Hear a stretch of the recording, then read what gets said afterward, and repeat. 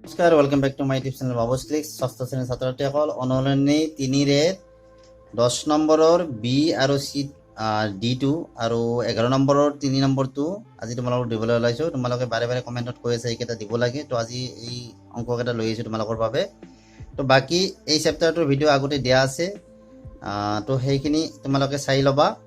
তো আজি এই তিনিটা গণিত তোমালোকক দিবলৈ ওলাইছোঁ, তো ভিডিঅ'টো সম্পূৰ্ণকৈ আৰু মনোযোগেৰে চাবা। তো আহা আজিৰ ভিডিঅ'টো আমি আৰম্ভ কৰোঁ। তো 192টো আমাক কি কৰিছে, মৌলিক উৎপাদকত প্ৰকাশ কৰিব দিছে। তো প্ৰথমতে আমি চুটি হৰণৰ পদ্ধতিৰে আমি ইয়াৰ উৎপাদকখিনি উলিয়াই ল'ম। 192 2ৰে যাব, গতিকে 2ৰে 19ক 9 দুগুণ 18, 1 থাকিল 12, 6 দুগুণ 12।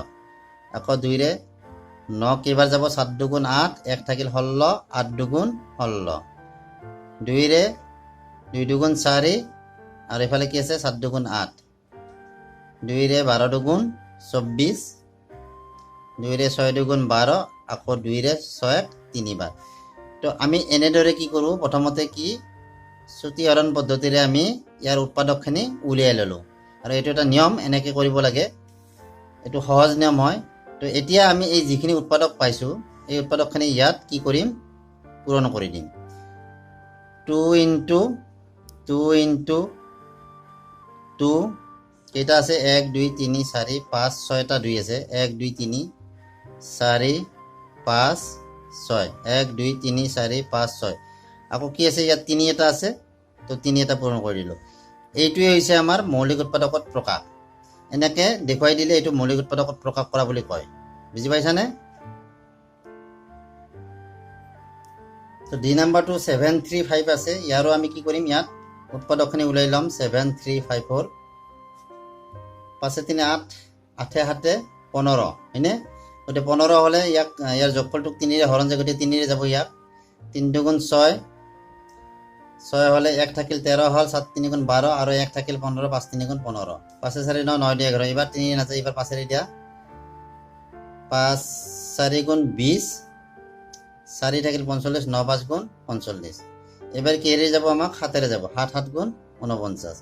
তো আমি কি পালোঁ ইয়াত, 3 × 5, ইয়াৰ এইকেইটা আমি পূৰণ কৰি দিম, × 7 × 7। তো 735ৰ মৌলিক উৎপাদকত প্ৰকাশ কৰিলে আমি এনেকৈ কৰিব লাগে, আৰু 192ৰ মৌলিক উৎপাদকত প্ৰকাশ আমি এনেকৈ কৰিব পাৰোঁ। তো এইখিনি আমাৰ কি হ'ল, মৌলিক উৎপাদকত প্ৰকাশ কৰা হৈ গ'ল। তো এইবাৰ আমি লৈছোঁ 11ৰ 3 নম্বৰটো। ইয়াত কি দিছে, মৌলিক উৎপাদককেইটা নিৰ্ণয় কৰিব দিছে। প্ৰথমতে আমি 30492 ইয়াৰ উৎপাদকখিনি চুটি হৰণ পদ্ধতিৰে উলিয়াই ল'ম।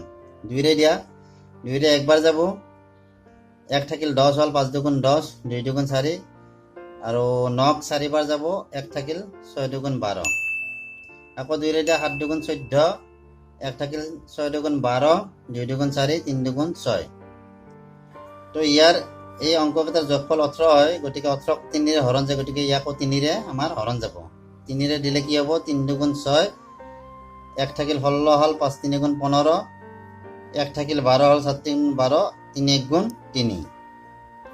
এইবাৰো কি হৈছে, 5 2 7, 7 5 আমাৰ কি হয় 12 হয়, গতিকে এইবাৰো 3ৰে যাব। ইয়াক 3ৰে কেইবাৰ যাব, 8 3 গুণ 24, 1 থাকিল 14 হ'ল, 7 3 গুণ 12, 2 থাকিল 21 হ'ল, 7 3 গুণ 21। তো এইবাৰ 7ৰে দিয়া, 7ৰে 7 1 গুণ 7, 1 থাকিল 14 হ'ল, 7 দুগুণ 14 আৰু 7 1 গুণ 7, 1 2 1, গতিকে 11ৰে দিয়া, 11 11 গুণ 121। তো আমি কি পালোঁ ইয়াত, 30492 সমান আমি কি পালোঁ, এইকেইটাৰ পূৰণফল, হয়নে? 2 × 2 × 3 × 3 × 7 × 11 × 11, 2 পূৰণ 2, 3 পূৰণ 3, 7 পূৰণ 11 পূৰণ 11, হয়নে? তো এতিয়া ইয়াক আমাৰ উলিয়াব দিছিল কি, যে মৌলিক উৎপাদককেইটা নিৰ্ণয় কৰা। এতেকে নিৰ্ণয় মৌলিক উৎপাদক কেইটা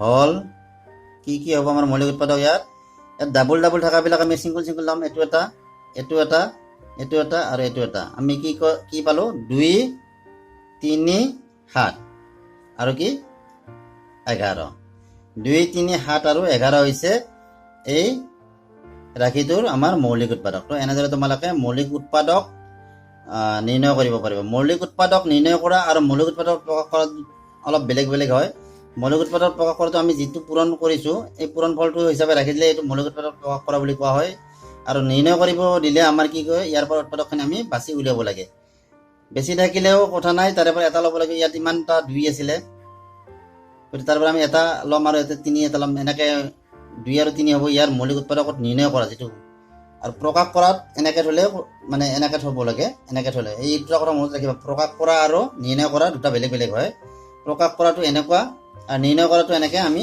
দেখুৱাই দিব লাগিব তো এইখিনি আছিল ভিডিঅ'টোত তো ভিডিঅ'টো চাই ভাল লাগিলে ভিডিঅ'টো লাইক কৰিবা আৰু চেনেলটো সাবস্ক্ৰাইব কৰিবলৈ নাপাহৰিবা তো আজিলৈ আহিলে বাই বাই থেংক ইউ